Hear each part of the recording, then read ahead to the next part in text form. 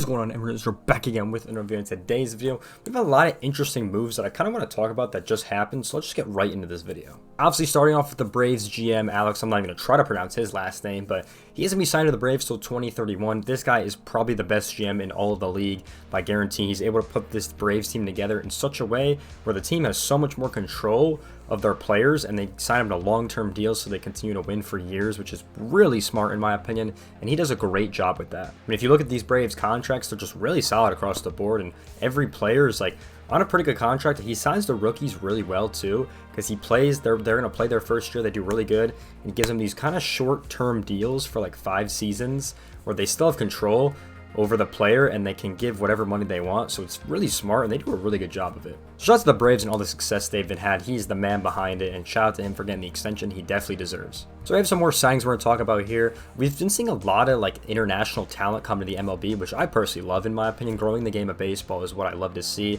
And then the Rays started right off here with this pitcher from the MPB. Obviously, he's going to be coming over as we see, and he signed to a minor league contract with an invite to Major League camp. So we'll see how he does in that camp and in spring training, because it will be really interesting. A lot of these players are going to be really interesting to watch. The next one is Stroman, which is really weird in my opinion when I first heard about the news, because the Cubs offered him like $25 million and he turned down that player option, unfortunately. You know, for us, he signed a 2-year deal for 18.5, but apparently he always wanted to be a Yankee, so I guess that makes sense for him.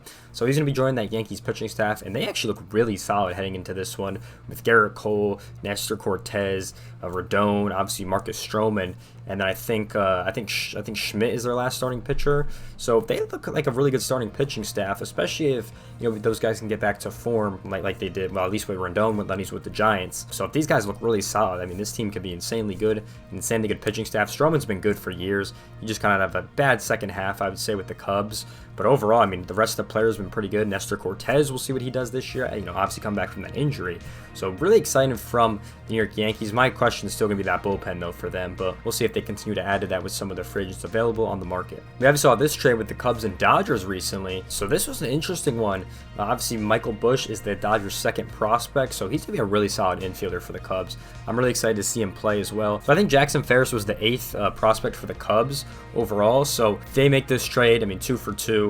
Interesting kind of trade, I think, for the Dodgers. I'm not really sure what was the whole motive behind them. They obviously get Deck, a really good left-handed pitcher, and an outfielder, but I'm not really sure why they wanted to make this trade, to be honest. But I'll take it for the Cubs. I mean, we pick up a really good infielder in general and a pretty good right-handed pitcher, so I'll gladly take that. And this trade is definitely going to improve the Cubs, because our first base option is still a question mark at this point. Some theories are saying that Busch is going to fill in there. Others people are saying that Matt Merv is going to take that position if we sign a first baseman like Rhys Hoskins, like we were linked to. It's kind of up in the air for that first base spot right now, but those are a couple options available to the Cubs, I guess, that people are coming up with. Now this was a pretty interesting one I want to talk about. MLB predicts the next 10 World Series. They do this every year, which is kind of funny, and the ones in 2030 are always hilarious to look at. But honestly, this 2024 one, I think it actually could happen this year. I think the Braves could win another one over the Orioles. I think that is definitely to happen with those two teams. I like the 2026 one because I can see that one as well. 25, I don't think the Blue Jays would make it, but I could definitely see the Dodgers over there. It's where they didn't have the Astros in here at all, to be honest. I don't know where the Astros are, but I think the Astros could definitely be in here as well over that Blue Jay spot. 2028 will never happen. I don't know if Seattle will ever get to a World Series with the way they're playing and the way their team operates, to be honest.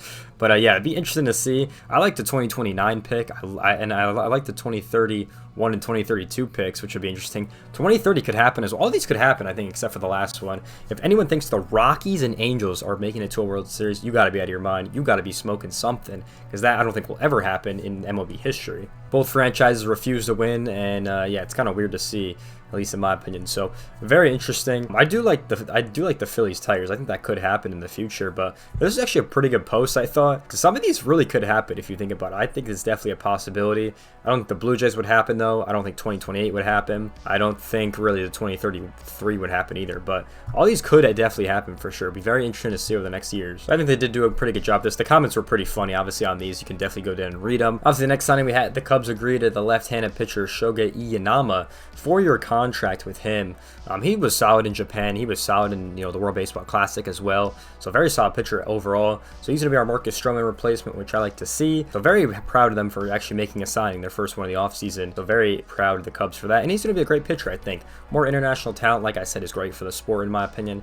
And he's going to be another one, and he's going to be getting paid as well. So this was a really cool idea that the league tweeted out from Topps. Obviously, Topps makes all the baseball cards for the league, and it is very solid. The ones they put together this year with the LEDs, I think, go really nicely. I like that they have the positions in the bottom right corner. The name obviously looks clean, and then the team with the baseball diamond. I think it looks clean across the board. The Reds logo, interesting up top. Well, I don't know how I like that with the white Reds logo, but yeah, it's pretty solid across the board. And that picture of Ella De La Cruz looks phenomenal with all that Cincinnati red and that black looks pretty sick. So these cards would be phenomenal. I can't wait to see more of these cards when they actually get officially released. Yeah, Topps so far doing a really good job on these cards. I really like them, and it changes up the style we had the last couple years. So 100% a good idea for Topps. One of the more recent signings we had was Jordan Hicks.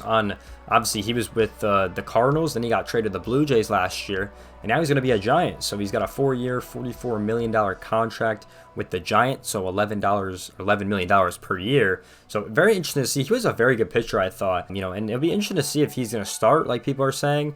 I heard that going around, or he's just going to come around the bullpen. But very solid pitcher. Excited to see how he does in San Francisco, and I'm just excited to see how he plays. So one final tweet we're going to cover in this video is Jeff Passan's tweet about the 23 players that didn't receive their contract terms through arbitration. So like we said, arbitration is something a lot of people I don't think understand, and I don't really blame people for it because it is kind of complicated to understand. Pretty much how it works is on these rookie contracts that you get when you first get your service time in the league. It's obviously a 6-year contract with the team, so that's why when you hear about the service time and control, that's why it matters, because you have the pre-arbitration and then you have the actual arbitration. Actual arbitration is what you're seeing here, where the player can pick whatever price they think they're worth, and then the team can counter that, and if they agree, then they'll sign the contract, right?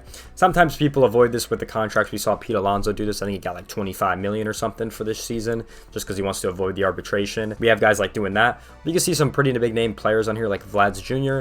19.9 was his player, and then the team offered 18.5. So that's something you have to take in accountability. So February is the final time where you can put these all together and actually finalize the contract, and then we go right into spring training right there. So you can see a lot of big name players on here. We know like Austin Hayes, Vladimir Guerrero, Casey Mize, Jonathan India's on this list, Ryan O'Hearn obviously, Tanner Scott, which we just talked about. So there's a lot of big name players, Jazz Chisholm, Alex Bohm, for example. All guys been in the playoffs. Luis Arias is probably another big one as well. His 12, they offered 10.6. I wonder if he's going to leave that team. It's really interesting to me where he's going to go, because he's got one of the best bats in the league. And I mean, any team would be good to have him, especially at second base, which is insane to think about. But these were the players that did not reach terms, so they'll go back and forth probably about this whole situation. Some will probably get a contract, some will go through arbitration. We'll kind of see how it is. Adolis Garcia, another one I forgot to mention. But yeah, a ton of players on these lists. But yeah, a ton of tweets went out yesterday all about the arbitration situation, how much players got. So that's kind of how it works. The player and team both offer, and then you can agree on to which terms or whatever, and then it gets finalized in like February, and that's what your actual contract is. Or you can finalize now and just be done with it, like most players probably want to do, to be honest. But that's kind of how this works. It's very confusing, I know, and I don't expect many people to understand it, but that's a basic understanding of how it works. But if you guys do enjoy this video of all the recent signings that happened, make sure you guys like, comment, subscribe. I'll see you guys in the next one. Peace out, everyone.